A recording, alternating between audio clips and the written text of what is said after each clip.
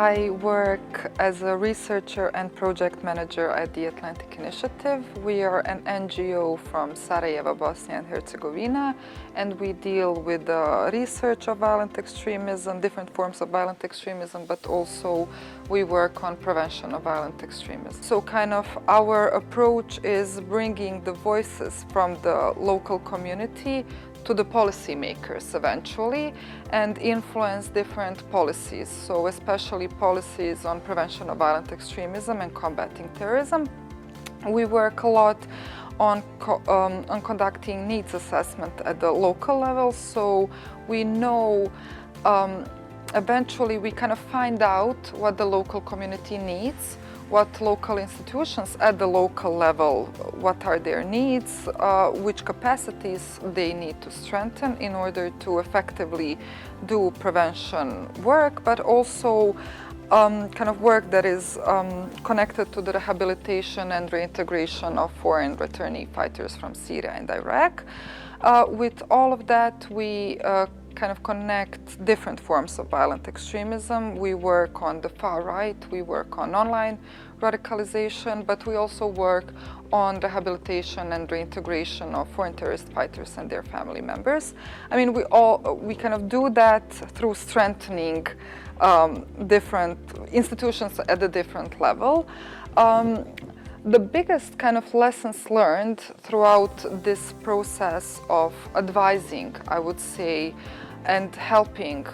working groups at the different levels to create action plans and strategies are the ones that kind of the need to include local context. So we have a really vibrant civil society sector that has a huge trust of the locals. So they're really embedded in the local community, and they are the ones who are best familiar with the needs of the people who live in those areas. So for us, that bottom-up approach is really important because, I mean, even in some cases, top to bottom approach is helpful, but only in relations to kind of to securitization when we do kind of security-related issues such as combating terrorism, when the police has to, you know, contact each other and so on, or when the judicial kind of institutions and the ministries of justice have to create some laws. So we see that need kind of coordinative approach, I would say, but most of the activities for prevention are done at the local level, and most of the, I would say, the effective prevention measures are best done at the local level. And then we did a lot of research when it comes to narratives of different extremist groups and how they disseminate their message, how they recruit new members, and how they use this kind of non-violent approach to attract new followers, especially in the online sphere, especially when it comes to social media. And we saw that that process is highly gendered, meaning that those messages tackle different problems that women have, but also that men have. So we, for example, one of the examples is how they combine Islamophobia with kind of in this gendered manner, is that most of the far-right groups present migrants as rapists, and they present themselves as defenders of women, while a lot of women who are following these social media accounts are actually being afraid because they are exploiting the real threat that women have in everyday life, such as being afraid to walk during the night to their home, to the building, because of the sexual violence, because of the harassment, and so on. So these far-right groups really know how to exploit, you know, different everyday topics that are stressing us and that we're afraid of at this moment,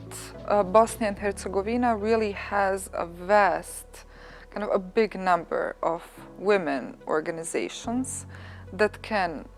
tackle this issue and that can successfully deal with the prevention of violent extremism, especially because of the activities that they do at the local level is contrary to those, to the efforts that extremist groups want to exploit. So what kind of women's organizations do is that they are creating a society inclusive society where gender equality, is one of the priorities, and that can bring, I would say, a lot of help to young boys and girls in order to understand themselves and their position in the society. I'm really thankful to be able to listen to these wonderful women and their experiences from the countries that they have. But also for me it was interesting that even though our countries are different, we have similar problems, and we're all trying to tackle these issues by using quite similar, I would say, approach. And that's really kind of interesting, but we all contextualize it to our own countries.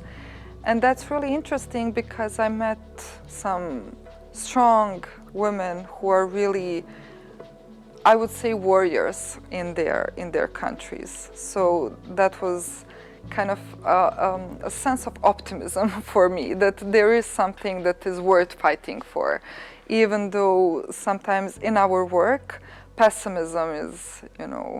overarching theme, especially when you have to deal with political things, with the political analysis in I would say, in post-conflict countries and so on. It's really hard sometimes to see the hope. But on these workshops, it's kind of, the hope is being offered, because you meet and you see that there are a lot of other people, a lot of other women who are being stronger and stronger in defending their rights and in defending their own, I would say, in developing peaceful societies of their countries.